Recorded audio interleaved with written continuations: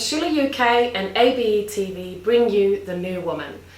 It's a women's empowerment platform that brings you the tools, the inspiration and guidance to really go after your dreams. And my name is Suzanne Vertinen and I'm the founder of Discover Change. And I'm here with Jenni Harris today. Hi Jenni. Hi. So glad to see you today and thank you so much for taking part in The New Woman show. Thank you. Now Jenni here is such a versatile businesswoman, if I may say. You have multiple different types of experience. You've had a whole career in the force, which you'll be talking a little bit about today. But especially you have multiple different types of businesses, really helping people as well as supporting people to go after their dreams. So I just cannot wait to hear the tips and strategies you'll be sharing with us today, and really giving that practical advice also to women who want to do the great things that you are also doing. So once again, thank you so much for taking part in The New Woman, Jenni. Now, you are also part of a couple of organisations, for example, called Isogenics and Project U. I'd love for you to start off with, share a little bit about what is it exactly that you do. You're part of so many things. And how did you get started? Okay, great. Thank you. First of all, great questions, and thank you for having me. So I partnered with Isogenics. My journey in kind of network marketing started about 5 years ago, and I was invited along to an event. I had no idea what I was going to, but I had a really open mind because if I kind of peel back a little bit, before the force, before anything else, I'd always wanted to have my own business. Growing up, I'd watched TV and seen these fabulous, glamorous businesswomen, and I wanted to be one of those. However, I was definitely not a Mark Zuckerberg, couldn't come up with anything fantastic, definitely not Elon Musk, didn't create anything. So I did take the path of least resistance and have a career.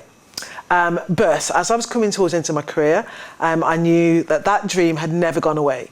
And so I went along to this meeting. I was fascinated by the number of women that were at this event. I'd spent a long time working with men.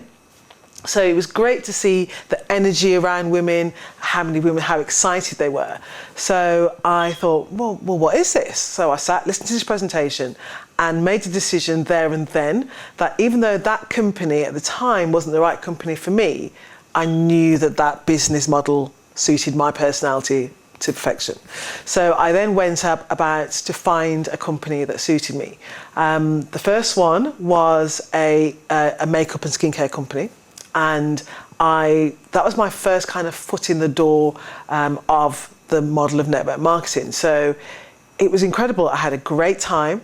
I learned so much about me. And I think that's when my personal development journey really started. So I learned a lot about me. I learned a lot about people. Even though I'd spent all of my life working with people, I understood more the idiosyncrasies of people and the mindset of people. And then sort of 3 years ago, a friend of mine contacted me and said, look, there's a company coming into the UK. They are all about nutrition and well-being. And at that particular point in time, I was on that journey myself. And I thought, well, what have I got to lose? I needed to lose some weight. My sleep at the time was horrendous. I had no energy, and I really put that down to the M word, as I call it, which was the menopause. And I really thought that was just part and parcel of my journey as a woman into that next phase of my life. What I didn't know was that I could change that. So I went into Isogenics for the products and for the business model. And the product. What is Isogenics? So Isogenics is a health and wellbeing company. It's been around since 2002, and their real focus is on health. Healthy aging. How we age has a lot to do with what we put into our bodies. So it's all about well-being, all about energy, giving yourself the opportunity to show up as the best version of yourself every single day. So for me, it ticked all the boxes. I could help more people. At the time, I was really focusing on women with makeup and skincare. And with Isogenics, there was the male side of the population that I could help and support if they wanted it. So that was what led me down that path, and it was really important to me because, again, I was the other side of 50, and healthy aging was really important to me, in as much as I want to get into my twilight years as healthy as I can be, not sitting there taking different sorts of medication every single day just to keep me alive. So my approach to health now is very different to it was when I was in my 20s and 30s. It is all now about longevity and how I can move into those years as the best version of me.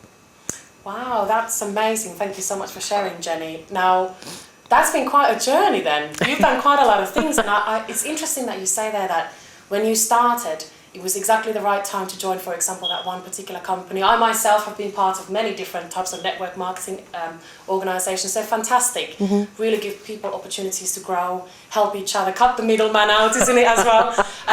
But there are a lot of challenges, isn't it, in network marketing Of course. It does provide a lot of opportunities, and there are a lot of fantastic network marketers out there and organizations. So going through that journey, you really kind of started to find what you're all about, wasn't it? And I guess you have to go through that journey sometimes to really know what you don't want. Absolutely. It's important. It is really important. Absolutely. And so you talk about health and well-being. In what ways do you now support people? And what would you say about health and well-being? Because it is absolutely the most important thing to do, whether you're in business or not, especially also in business, and taking care of family, taking care of yourself, but also in business is to perform to your maximum, isn't it? So what kinds of tips could you give to ladies, to men, just on health and well-being in general? What kinds of things could they be doing on a daily basis to really look after themselves and be at their best? That's a great question.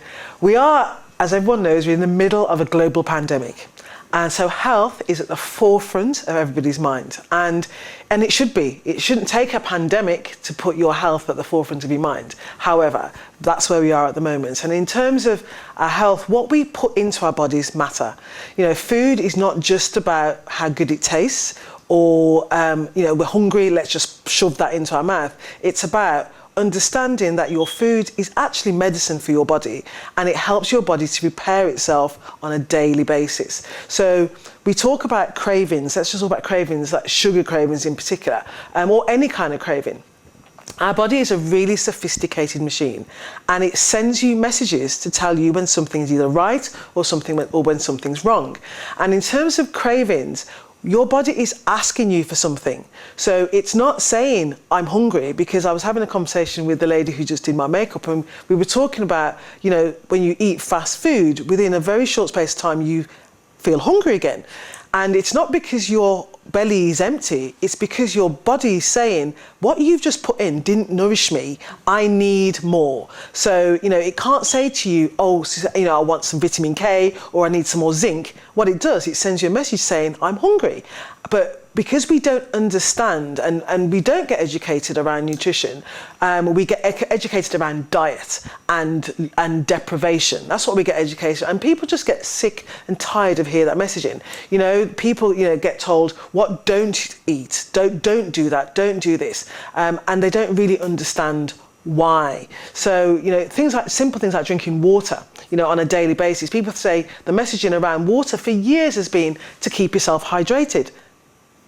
But that's not just the reason why you drink water. Water, your body is a massive percentage, something like 80% of your body is water. So you need to just, on a daily basis, you lose 1.5 litres just by speaking, breathing, and just moving around. It's got nothing to do with anything else. So if nothing else, you just need to replace that. But it also helps lower your blood pressure, because the reason your blood pressure is high is that your blood's too thick and it's trying to get through those veins and arteries. And when your blood's thick, it's going to push the pressure up. If you think about it, it makes sense, but we don't think that way. We've not been taught to think that way. So water will thin out your blood and lower your blood pressure. Really simple, easy things like that. Getting people who suffer with bloated of the stomach, again, your body is, the stuff that's there swelling up because it needs water to break it down. So it's just those simple things. So tips from me would be, every day, if the one thing you do for yourself is to drink water. Make it a habit. Get up first thing in the morning, take water to bed with you.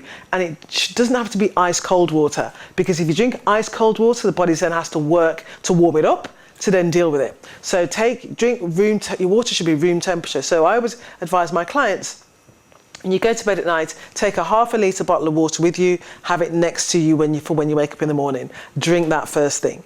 And then you've started your day off. You've already drank 500 millilitres of water. You only really need to drink another 1,000 litres and 1,500 litres to kind of give your body what it needs. 1,000 millilitres. Yeah, that is a litre. 1,000 millilitres. A litre, yeah. So hopefully not 1,000 litres. Not 1,000 litres, 1,000 millilitres. Yeah. Sorry, my apologies. So it's a case of starting your day right, and when you start doing those little incremental things every single day, then they become habits. What people tend to do is, I'm going to quit this, I'm going to quit that, I'm going to start this, and they have these great big goals and that they can't achieve. So start with one thing at a time. Do that for 30 days and then introduce something else and do it like that.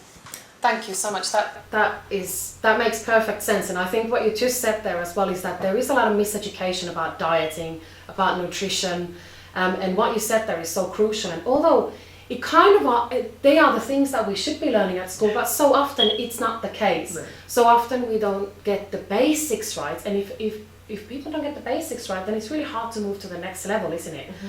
And on that note, I'd like to ask maybe a little bit more about talking on the subject of miseducation, potentially not getting the right tools and strategies in our upbringing or in school environment. Mm-hmm. What about financial education? Mm-hmm. Because I know you're a businesswoman, you have several different businesses, several different projects, people really look up to you, you're such an inspiring person, and think, where do you get your energy and confidence from? And, so we'll talk about confidence in a moment and how maybe people could build their confidence to go after their dreams, just like what you have been doing, and go after them big time. But on that note, isn't there a lot of financial miseducation as well? Oh, 100%. So, on that regard, especially as a this inspiring businesswoman, what could you tell maybe to particularly ladies looking at, really taking the next level in their financial growth? Sometimes it's a bit of a bang your head against the wall. So why is that? What can you tell us about financial growth and development?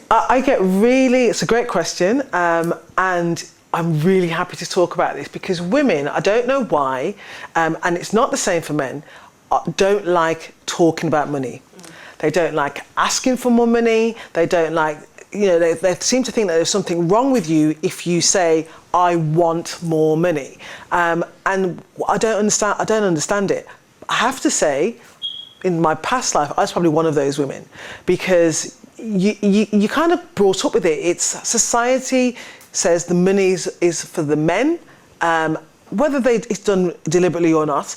That's a messaging that happens. So women kind of just think, oh, I don't want any more money, or it's greedy, there's something wrong with me if I want more, and it isn't. And I think, with money, even if you don't want it for yourself, you can do so much more and help so many more people when you have it. So, if you don't want it for yourself, if you're part of your local community or you give it to your family or you just want to, help charities, people need it. So, when you have more, you can do more. So I 100% believe that women and financial education should be part of your personal development. Knowing that you can have money, there is enough out there for all of us, and it's your right to go out there and earn the most amount of money that you possibly can for yourself. And even if you don't want it, you can help your family. There's nothing worse than when you see something or your family needs it and you're not in a financial position to help them because you've got this idea that you shouldn't have money. To me, if my boys come to me and they want something, I absolutely gives me nothing but joy to be able to help them and give them what they need, and to be able to go into church and put money in that envelope and put it in. Not that we're not going to church at the moment, but when you can, putting it in there, making that donation. I don't feel bad giving a homeless person money, not because and I used to be very judgmental about that. Touching on that, I'm not giving them my money because they're going to go and take drugs or spend it on alcohol. At the end of the day, if I give it to them, I let go of it. What they do with it is entirely up to them. If they choose to go do whatever they need to do with it, that's entirely up to them. But once I give it to them, I've given it and it's gone. So it's up to them. It's up to them. Well, and on that note as well, I bet you have then provided a different type of financial education for your children in that regard. And I'm not sure about you, but me personally, you know, I don't come from a family with entrepreneurs as such. So sometimes you have to learn those skills, isn't it? And learn to look at money and sales in a different kind of way. Same thing I know a lot of people, for example, do trading, and they're even teaching their children to do forex trading and things like this, because actually it's quite simple. And isn't that sometimes one of the key issues?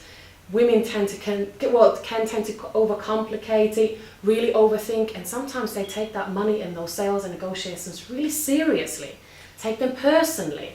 And I think that's what the issue sometimes could be as well, is that, you know, money is so let's say dependent on identity. You know, it has that effect on identity where it doesn't have to be that way. Because so many people now, they're looking at, okay, new opportunities out there in the world, but I've never made any money. I've never had that career. Or, you know, Jenni's so confident, you just go after your dreams, you've always been that person, you know, but I can't do that. So when people think like that, what would you tell them? You know, I know you want to tell them, you know, just do it. No. But how could they get started? How can people increase their confidence and just go after their dreams and go after those finances, build their dream business and so forth? What tips could you give there? So my first message to you is, if there's something that you want, write it down. I always say, when you write things down, commit it, get it out of your head onto paper. That is the first thing you should do. And then start to look at, where's my skill set in relation to this? So it doesn't matter what your goal is. It really doesn't matter. If it's your dream, your goal, it's yours. And I truly believe we're given our dreams and goals to go and get them. So if you write it down and then have a look and be really quite intrusive into yourself. Look at, where are my skills right now? Where do they need to be? But here's the first message: don't wait until you've got all those skills. Please don't do that. You know, you start today. Make that decision and start. But look at where do I need to go? What do I need to learn? Who can help me? But take that steps, because perfect, you know, it doesn't have to be perfect. Done is way better than perfect. So each day, take that one step. And I always say, people always say, oh no, they look at where you are and they think, well, I can't get there. Well, I was in the same boat. I looked at people who went before me and thought, I don't know how to do that. And if I thought that way, it would have stopped me. What you have to do is, okay, don't look at somebody else's finished picture when you're at the beginning of yours. So look at where you are, look at what you need, and if you don't know, ask. You know, there is no harm in asking. Go find the person or people that are doing what you want to do and ask them. You know, everybody had to start somewhere, and you know, I forget, someone said to me something once, most people, it's 95% imitation, right? Absolutely. It's not, and only 5% innovation. So go find someone who's having the success that you want. Be friends with them and learn from those people. Or pick up a book. There are so many tools out there now that literally are blueprints to success. You know, there's CDs, YouTube, videos, books. Go find that person. If they've written a book, read it, learn from them. Everybody, was once a disaster. Every master was once a disaster. We all learn, and don't be frightened of failing. That's the other thing.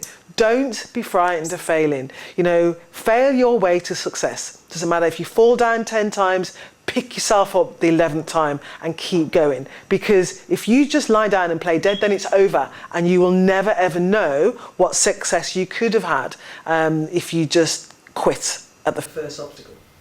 Wow, I could just listen to that forever. I love that. And I heard a quote very similar to what you're saying. There is no actually failure. There is only speed of learning. Yeah. So you only say it's over when you say it's over and decide so. But actually, especially what you're saying is it's being adaptable, you know, and asking for advice, asking for feedback. Because I don't know about you, but I did at the start of my entrepreneurial journey, and in general as a person, to be fair, a bit like, no, I'll figure it out. I'll do it myself, you know. Might as well do it myself so it gets done properly. You know, all of these kinds of sentences that actually, maybe a lot of people actually think this way. You know, actually, that's stopping them from progressing because they think that they're going to figure it out. But how can you get something if you don't know what you're after, what the journey is like. So what you're saying there, great, write the goals down, really take it seriously, but also then set that role model.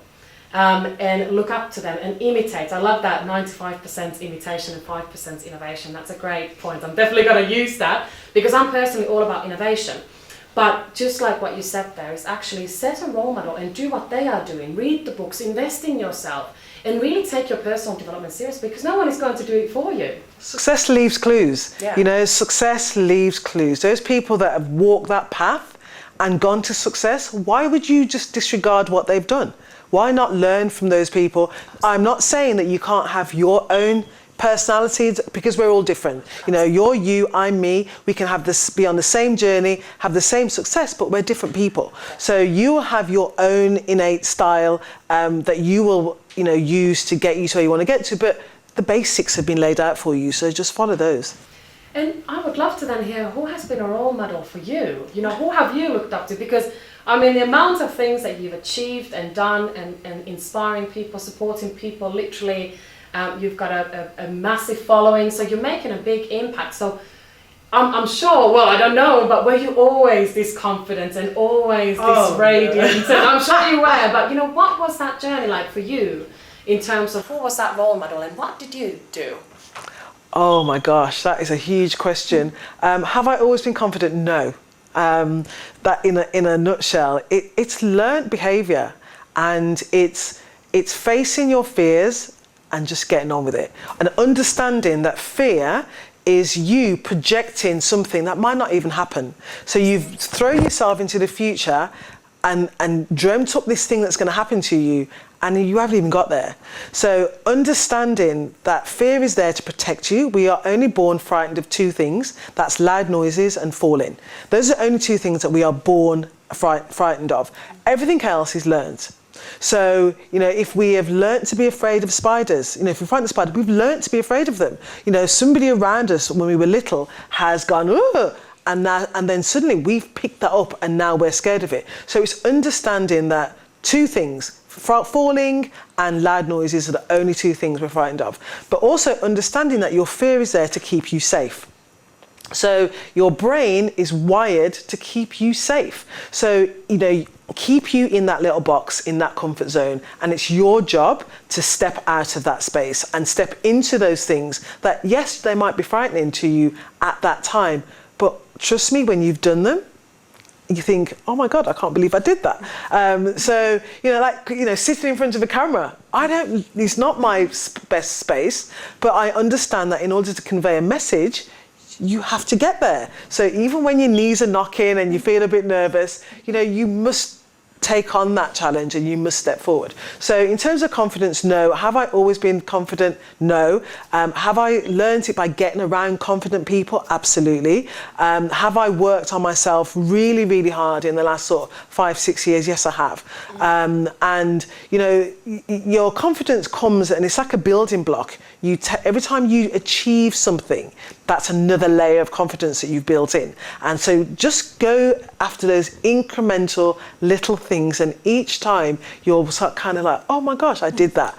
Oh my God. And then when other people come to you and go, oh my gosh, you did that, you just think, oh, okay, I did that. So, you know, and embracing what you've done. Absolutely. So often people, and I know women tend to look at what hasn't been done and what I haven't done well, and that self-doubt creeps in without really focusing on, hey, I achieved this great thing and I did a great job. That's perfectly normal. Recognising that and understanding that is perfectly normal. But when that little voice comes in and says, oh, be really self-effacing and don't be really humble. Humble is great, but really acknowledge the things that you've achieved and be proud of those things that you've achieved, and lead the way for other people to, you know, help other people. If they've got that same thing they want, help them to achieve it, because, you know, there's nothing worse than people, men and women, who get to a certain place and they literally pull up the ladders and help nobody else. That's not what we should be doing. We should be helping other people, and my business enables me to do that. You know, I do things and I help my team, I share my knowledge and work with other teams, and you know, we just help and grow each other. It's not about everybody wins when you do that. And that's why I love it. Well, I love that everybody wins, because it's not about competition, it's about collaboration. Absolutely. And once again, sometimes, you know, sorry ladies, and you and me, I'm sure we're guilty of that, but maybe not, definitely, certainly not anymore, because it's that journey that you take that actually it is not about competition. It's not about comparing myself to Jenny, who is just so amazing and it's easy for her, and she looks like this and I can't do that, or how is she so successful. So that really is about overcoming that fear, and feel the fear and do it anyway. So it's not actually about not having the fear. And I actually joined a Tony Robbins event. Oh my goodness, one of my big role models, Tony Robbins. And he says very cleverly, dance with the fear, learn to dance with it. You cannot remove it and don't resist it. Don't try and suppress it and pretend. Just understand it's part and parcel. Absolutely. Fear is there to keep you safe. So as soon as you say, I'm going to do this, your little voice in your head's going to say, oh, no, that's not safe. You can't do that. So understanding that, yeah, that voice is there and you go, do you know what? Do one, I'm doing it anyway. So it's understanding that it's there to keep you safe, there to keep you, stop you, you know, if you didn't have fear, you just run across the road and get run over. Yeah. You know, your brain is rightly there to keep you safe, but it's also can be that same thing that keeps you stuck. And it's understanding that fear is going to come, that's okay. And then you acknowledge that fear. Yeah, I understand you're trying to keep me safe, and even have those conversations. You know, I do that. You know, I know you're trying to keep me safe and keep me in one place. I'm telling you, I'm going to go and do this thing, and just acknowledge that is okay. It's part of it. And it's like there's another great saying: life happens at the end of your comfort zone. Yes. So isn't really, you know, the same old actually feels pretty bad sometimes. And you know, to look at your future, if you want now, especially listening to you, Jenny, I've got plenty of goals already. I'm thinking, okay, definitely, I'm now inspired to take action in many areas. So whatever goals you have, setting those goals, like you said earlier, really working towards them, accepting the fear, embracing it, but actually accepting that, you know, it takes time to learn. It takes time to build confidence. When you started a job, in the first couple of days, weeks, even a couple of months were a disaster possibly, but then down the line you actually really learned the job and you trained someone else to do it, maybe even got great feedback from customers, from your boss. So it shows that actually what people need to do is really be patient with themselves. Of course. Be kind to themselves and give that progress a bit of time. Still set enough urgency to say, oh, it's coming, so still take enough action, but actually really just, we live in a world of instant gratification with so much technology, so sometimes people aren't patient enough to maybe pursue that career success. Patience is definitely something you have to learn, 100%. And understand, and again, it's another message for me, is the only person you're competing with on a day-to-day basis is yourself. The only person you should be competing with is yourself. And the only thing you should be doing is wanting to be at least 1 to 2% better than you were the day before. That's it. Don't try and achieve these massive things overnight, because you'll be so disappointed and then you'll quit. So you're setting yourself up for failure when you do that. And don't look at somebody, even if, like in my business, there are lots of people, and don't get me wrong, there are some days when you just think, oh my God, they've done this, how come I can't do it? Stop yourself.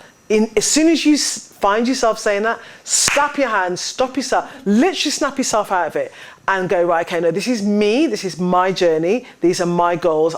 Good luck to them, love them, acknowledge them, praise them, whatever you need to do, and then focus back on yourself and what you need to do for you. Fantastic, I love that. So I just wanted to ask a little bit more maybe about your journey, because a lot of people now are thinking about, you know, starting a new career, maybe applying for a new job, maybe things have happened. It's been a tough year. Lots of crazy things have happened, to be fair. So many people are starting from scratch. Whether it's a completely new career, for many people even a new relationship or a no relationship, but also a new business. Potentially people are now pursuing their business. So because you also had a career in the force, so I'd love to hear a little bit more about, especially as it's quite a male-dominated industry. Now, how was that like for you? So if someone is looking at going into a career, maybe they don't know anything about it, maybe it's brand new, How was it for you, but also, you know, what kind of strategies and tips could you give to someone else going into an area that they're not maybe too confident in or sure of? Oh my gosh. Okay, so yeah, I joined the police in 1988, so it was a long time ago, and things were very different then. It was very, very male dominated. I think they just started a program to kind of uplift with more women, and I think the goal at the time was about 20%, 25% of the organisation that wanted to be women. So it was quite a challenge when you got to work and looked around and there were very, very few women. But you just got on with the job. You know, I joined the job to make a difference to people. And I could do that from the inside. And just kind of give a bit more of my background. My mom was a victim of domestic violence for a long, long time. And people say to me, why did you join the police? And I think subconsciously, I joined the police to make a difference. Not that I wouldn't have done it anyway, but to make a difference to women, to make a difference to people who found themselves in situations where they couldn't help themselves. And as a police officer, I could do that. I could make a huge difference to one person at a time. I couldn't change the world. I did think I could at 22. I thought I could change everything, but I quickly realised that I couldn't, but I could do it one person at a time, one victim at a time, one offender at a time. So that's where I focused my energy. And was I confident when I started? No, absolutely not. You know, I remember my first arrest, trying to remember the caution and tell them why they were arrested. And I could hear my voice shaking. You know, you can hear the nerves in your voice. I mean, my tutor said I sounded fine. I didn't. My knees were knocking, my voice was shaking because I was doing that thing. I was arresting somebody and taking them into custody. Now that's a big deal. You know, you're literally taking away somebody's liberty for whatever period of time that is. So I did that, and you know, I had I never regret being in the police. It was an amazing career for the most part. It wasn't always easy. I did have some challenges in the organisation, particularly when I became a mom. So, you know, that was when things really did change for me. And I went through a period where it was very difficult. And I had to dig deep. And I think that's probably the first time I realised how strong I could be and how strong I was. Up until then, I'd kind of acquiesced and gone along with the organisation as you do when you're in a job. You know, I got paid, you know, quite well.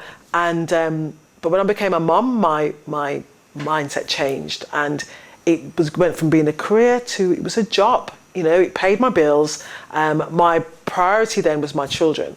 So I had some difficult years, and then I remember one day I was at work and I was sat at a computer. I was working on a murder incident room, and I sat at a computer. I was in the office by myself, and I sat there thinking, the people that had caused all this angst and trauma after I had my second son, they'd all now moved on. And their lives had probably gone back to normal, and they probably didn't even remember my name. And there I was, still stuck in that space where I was bitter, I was angry, you know, I felt really sorry for myself. And like I said, I sat there, it was a Sunday, I was on my own, and I remember thinking, this has to stop. I can't stay stuck here forever. This is destroying me. So I made a decision there and then, and I actually did it in my head. I literally boxed up, because there was loads of paperwork involved. I literally boxed in my brain, I saw myself boxing up all this anger, all this bitterness, all the paperwork, everything to do with that incident, and then putting it in this lovely pink box, and then putting a big pink bow on it, tying it up and putting it away. And I did that mentally in my head, and then that was the day I decided I was going to get promoted, because I could, from a position of another rank, help make a difference to women, and they wouldn't have to go through what I'd been through. And in order to help them, I needed to be in a different position. So that's why I got promoted. Oh wow, that is just absolutely amazing. Thank you so much for sharing. And you know what, that just sums everything up really nicely, because whatever you do, whatever I do, whatever you do, It's about finding what the purpose is of doing that. You decided to go after something, even against the odds, even in an environment that isn't necessarily, the first option for a lot of ladies, for example, but you went there because you had purpose and you had vision and you were on a mission.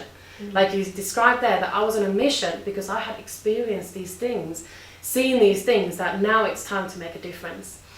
And so whether that's in career, whether that's in your own business, that is exactly what business is about.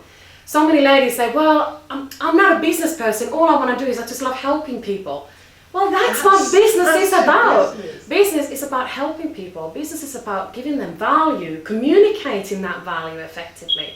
And that's so important. So business is something to be proud of, not something to say, oh, not me. That's how I used to be as well. Oh, me, really a business? Although inside I always had wanted to do it. I always knew that I should be the boss because, well, I was a difficult employee, let's put it that way. But at the end of the day, it's hard. That journey is tough.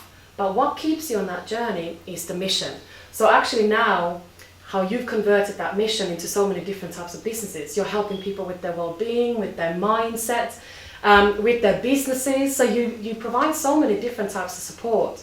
So before we finish off, and I could ask you tons more questions, but before we finish off for the day, could you just give an idea of how do you actually support people? Could they get in touch with you to start to create some positive change in their lives? Yeah. Could they maybe go on your website? Is there some information in there that they could read more about? Yeah, it's really important, and one of my key messages is don't take your health for granted.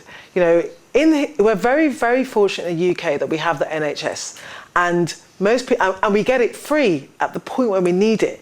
And I honestly believe that in the UK, if we had to pay for our health, we would take it more seriously. If we had to pay for medication, we would definitely be more preventative than we are cure. So for me, it really is about helping people. But I tend to work with women to help you show up as the best version of yourself in the best body you can have every single day. And I can do that one woman at a time. That's my goal. One woman at a time, because women influence the family. So what you're teaching yourself is what your children are watching you all the time, and they will follow what you do. And I was talking to, like I said, the lady that did my makeup, and we were talking about how generationally food is passed down. Grandma, mom, cooks food, and that's where we learn our good habits, and we also learn our bad habits. And any habit is just that, we learn it. So if we've learned it, we can unlearn it. So my job is, and what I'm really passionate about, is helping people to make those healthy changes, to start thinking differently about food. Like I say, it's not just something you put in your mouth when you get that hunger pang. It's about, what am I putting in, or what am I leaving out? And it's that journey and that change, and that takes time. There's no quick fix. There's no take this, go to bed, you'll be a stone lighter tomorrow. We do live in a fast-paced society. Everybody wants everything yesterday, not now. They wanted it yesterday. So you're not going to get those results. And if someone promises you those things, they're not telling you the truth, because a lifestyle change is just that. It's a lifestyle change. So for me, if you want to get in touch with me, if you're looking for a healthy change, you can contact me. I've got an email, which is jenni@jenniharris.com. No, that's my website. Yes, that is. That's my website. No, that's my email. Which one is it? Jenni@jenniharris.com, and Jenni spelled with an I. My website is www.jenniharris.com. So very straightforward, not complicated. I'm on Facebook. You can find me. I think I'm probably the only one. I'm wearing a bright red dress and my hair is short, so you can't miss me. But I really want, I'm so passionate about it because I see so many people on a day-to-day basis that need help and support. They need help with sleep. They need help with losing weight. They need help with more energy. They need those things. And I have, being in business is about being a solution to a problem. So I have a solution to all of those problems. And I've seen that you really fast track that journey and growth for people. And you said there are no quick solutions for sure. But actually, when you get the support of someone who is a specialist in this area, things happen so much quicker, but they also happen with consistency. You've got someone to celebrate with, someone to keep you accountable. So like, just like me and you, we've really invested our time and resources in ourselves. So to become your best you, so to say, is listen to coaches, read books, go to the events, ask for feedback from the right people, invest in the right programs, and really clarify that mission and vision, what you were talking about before as well. What is that mission? And really do what Jenni here is doing, impacting people's lives. Go on that journey. You learn along the journey, isn't it? You learn while you earn. It's really... Don't overcomplicate it is the message. Don't overcomplicate things. Keep it really simple, but always start by writing it down, because then you have some clarity. When you write it down, if it's all in your head, it's all muddled around with everything else that you have to do. So write it down and then decide where you want to go. And just know that the end game is, you can work back from there. What do I need to do? What do I need to learn? Who do I need to speak to? And also, my other message is have a yes please and a no thank you list. Definitely. As women, we take on so much stuff all the time. So, decide on what are the things that you're going to have in your life and put up with, and what are the things you don't. So your yes please list and a no thank you list. And that's that lot. I love that. Yeah. Yes please, no thank you. Thank you so much. And life is what you make it, right? So you create your own reality. Create those lists, because life is those decisions that you make every single day to move towards your goals, to really embrace the journey, love helping people, provide that value, whether it's through your career or business, whatever you want to do. Like Jenni says, just do it, just get on with it. So thank you so much, Jenni. It's been an absolute pleasure to have you as part of the New Woman Show today. Thank you. Really appreciate it, and look forward to seeing so many more successes from you and your clients.